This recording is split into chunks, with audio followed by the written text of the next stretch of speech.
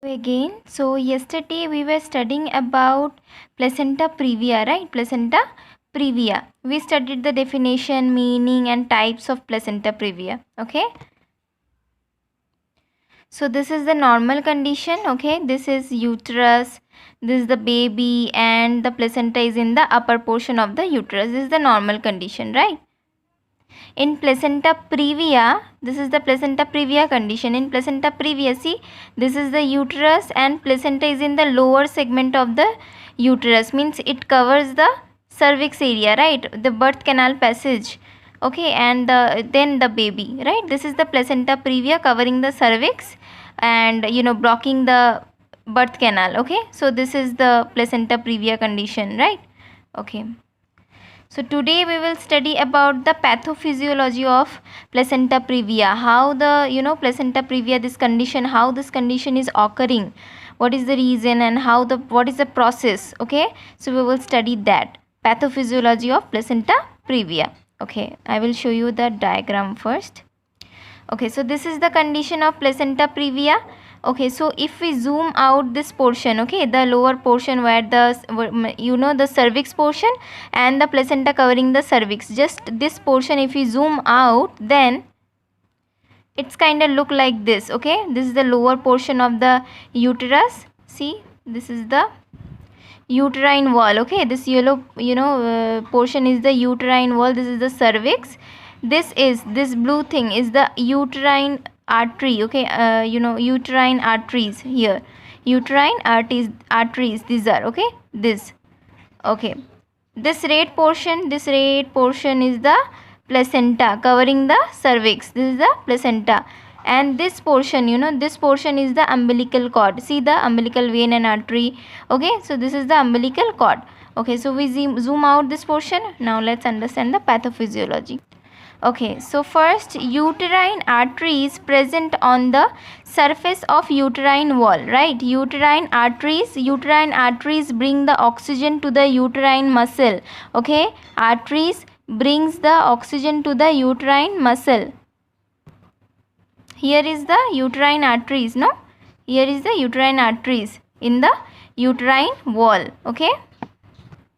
So in pregnancy, uterine arteries become very plump, okay, plump and very juicy and very plump, okay. So then after that they cross through the wall of uterus, okay, they cross the uterine wall. Let's see in the diagram. See, the uterine arteries crossing the uterine wall, right? Uterine arteries totally crossing the uterine wall, okay. Uterine arteries then provide all blood to the placenta, okay. Uterine arteries, they take the oxygenated blood to the uterine muscle, so now they provide all the blood to the placenta. See here, uterine arteries gets attached with the placenta, right? They invade in the placenta and now they are providing the blood, oxygenated blood to the placenta. They invade in the blood in the placenta, okay, and now providing blood to the placenta, oxygenated blood to the placenta.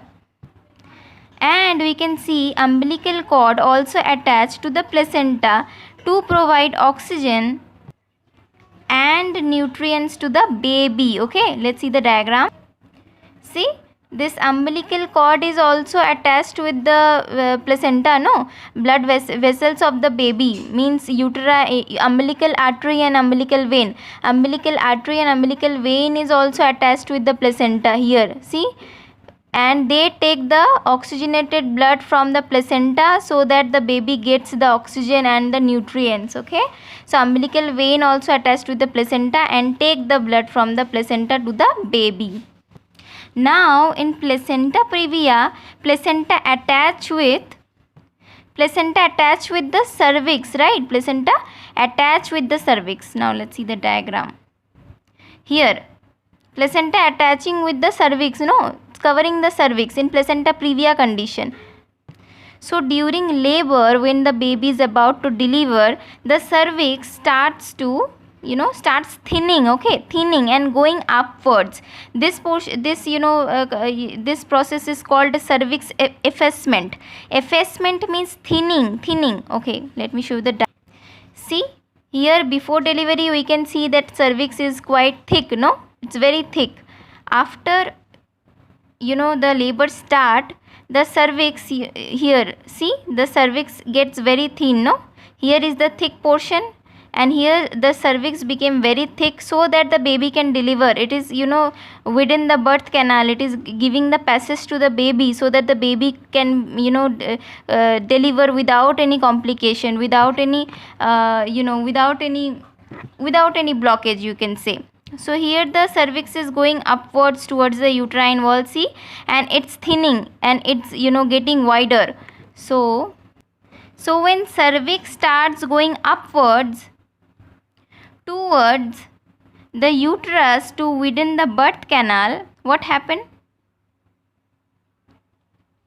When cervix going upwards, cervix here going upward, so what happened?